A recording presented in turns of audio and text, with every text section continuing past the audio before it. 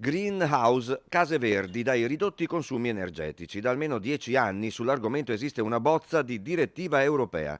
I tempi sarebbero però maturi perché si trasformi in norma, anche per realizzare l'importante obiettivo di riduzione degli sprechi nel consumo di idrocarburi.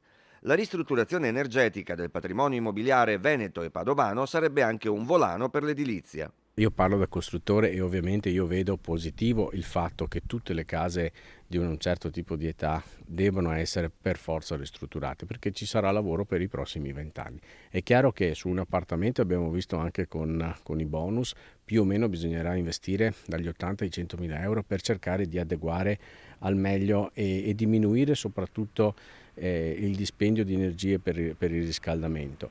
Quindi tutto sommato si tratterà di indebitarsi per 30 anni di una cifra piccola che magari può essere direttamente dedotta dalle tasse. Nei prossimi mesi i governi europei riceveranno il via per presentare all'Unione Europea le osservazioni alla norma Green.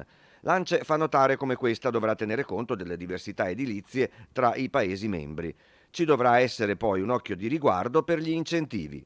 Perché nessuna famiglia si metterà mai a ristrutturare la propria casa se non verrà incentivata, se non verrà aiutato, non dico con i bonus fiscali, ma anche con dei bonus a fondo perduto. È tutta una cosa che bisognerà capire nei prossimi mesi.